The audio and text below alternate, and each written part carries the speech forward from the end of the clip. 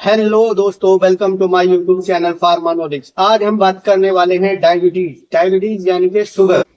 तो दोस्तों, आज मैं बताऊंगा आपको डायबिटीज का पूरा कॉन्सेप्ट क्या है। तो बने रहिए हमारे वीडियो के लास्ट तक। आई नो दोस्तों, आप सब लोगों का एक ही सवाल होता है कि हम तो शुगर खाते भी नहीं है, फिर भी हमें शुगर क्यों बढ़ जाता है, शुगर क्यों हो जाता है। तो दोस्तों, ये डायबिटीज के कॉन्सेप्ट हैं, इनको समझिए। आप जो भी कार्बोहाइड्रेट खाते हैं वो बॉडी के अंदर जाकर शुगर ही बनता है। जैसे आप रोटी खा रहे हैं, बिस्कुट खा रहे हैं, या फिर चावल खा रहे हैं, या फिर आप किसी भी फ्रूट का जूस पी रहे हैं, ये सब चीजें बॉडी के अंदर जाने के बाद में ग्लूकोज में कन्वर्ट हो जाती हैं, क्योंकि ग्लूकोज ही हमारे शरीर का वो फ्यूल है जो बॉडी की मांसपेशियों को और मस्तिष्क को ऊर्जा देता है। हमारे खाने में जो डिफरेंस होता है वो सिर्फ इस चीज का होता है, स्पीड डिफरेंट।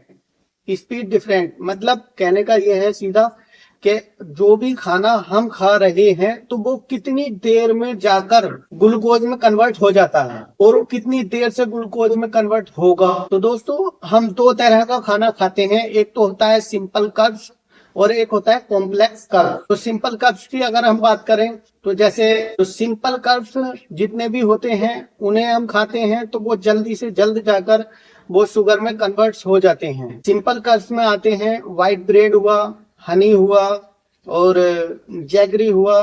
तो ये सारी चीजें सिंपल कर्ब्स में आती हैं जो शरीर के अंदर जाने के कुछ ही समय के बाद में ये शुगर में कन्वर्ट हो जाते हैं। या फिर केचप हुआ, केचप में भी बहुत ज्यादा शुगर होती है। तो ये सारे हमारे सिंपल कर्ब्स होते हैं जो बॉडी के अंदर जाने के तुरंत बाद में ही शुगर में कन्वर्ट हो जाते हैं। और दोस्तों, जो खाना शरीर के अंदर जाकर जल्द ही शुगर में कन्वर्ट हो जाए वो खाना अच्छा नहीं होता है।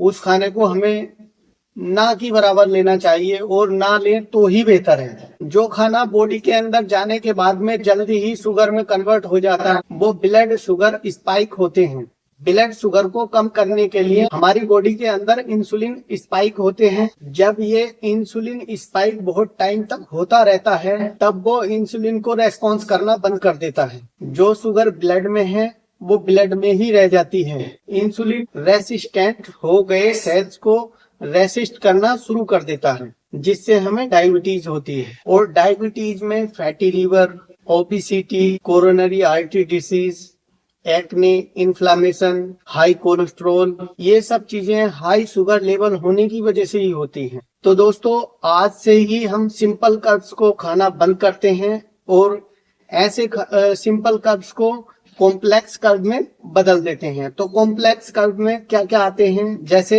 होल व्हीट्स रोटी और नट्स हुए, जवाहर, बाजरा, होल ग्राउंड ब्रेड, ये सब कॉम्प्लेक्स कर्ब्स हैं जो हमारी बॉडी के अंदर जाने के बाद में स्लो डाइजेस्ट होते हैं। तो स्लो डाइजेस्ट जो चीजें होती हैं वो शुगर को एकदम नहीं बढ़ाती हैं, शुगर उनसे नहीं बनती है।